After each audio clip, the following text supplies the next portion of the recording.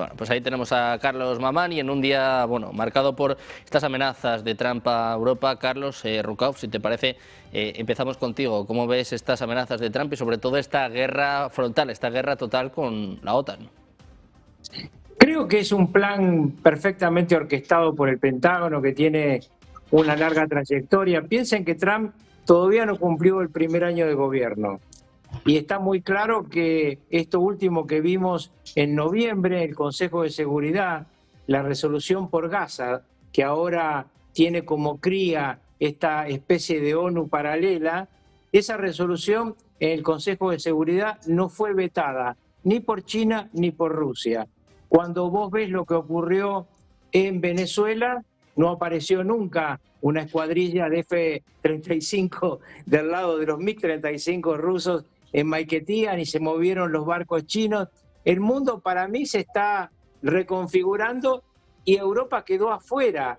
Lamentablemente, la querida Europa queda afuera de esta planificación que tiene como eje a las dos superpotencias, China y Estados Unidos, porque en mi opinión ya Rusia no es una superpotencia, es una especie de estación de servicio con armas nucleares, peligrosa por supuesto, pero que, por ejemplo, Trump invite ahora a Putin y a Lukashenko a esa nueva ONU, está demostrando que hay un plan preconcebido.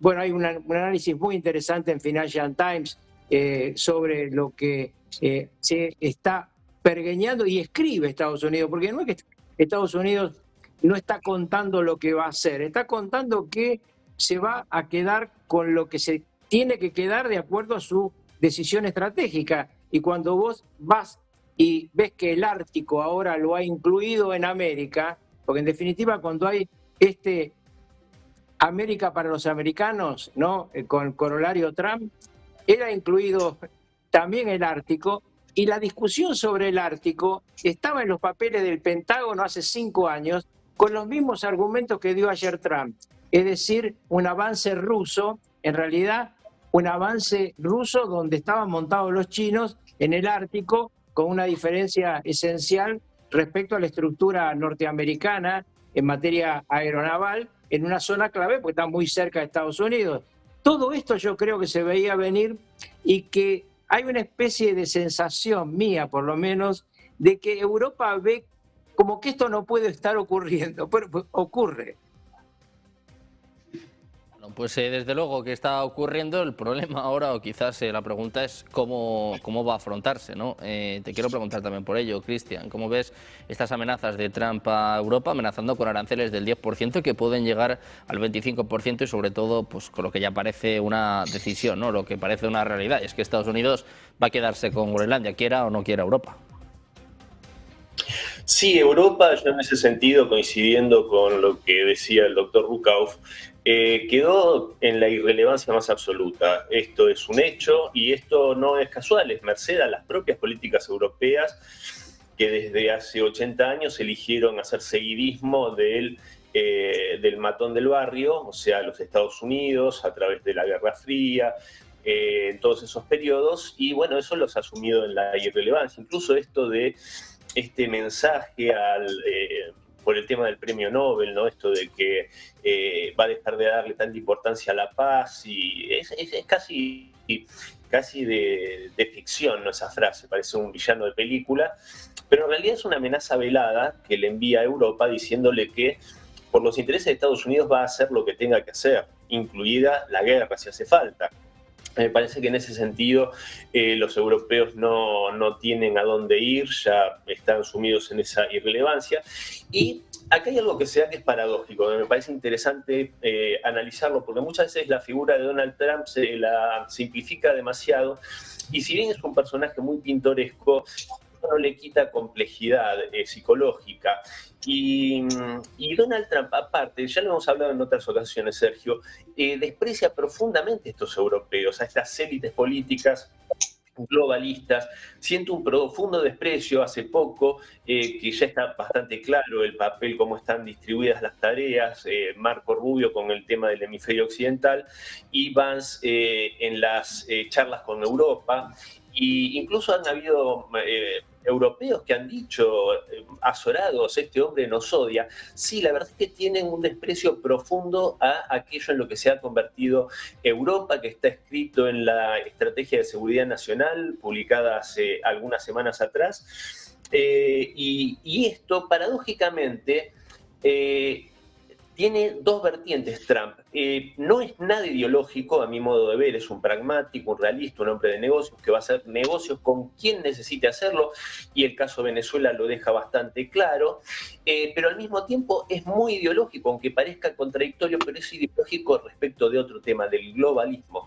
Entonces en eso él no da concesiones, más allá de que pueden haber cuestiones momentáneas en las cuales pareció acercarse a Starmer, a quien desprecia profundamente, y hay palabras de J.D. Vance en ese aspecto, vertidas en Múnich el año pasado.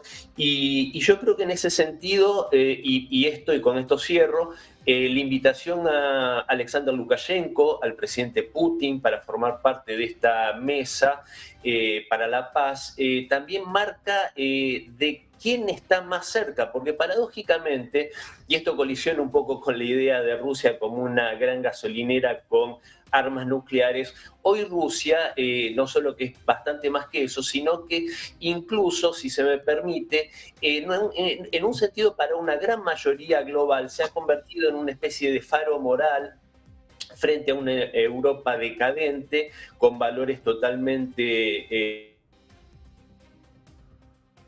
pervertidos. Entonces, en ese sentido, me parece que también está la delimitación en quiénes van a estar sentados a la mesa de decisión, que sin duda, ya lo hemos hablado en otras oportunidades, sin duda es Rusia, India, China y los Estados Unidos.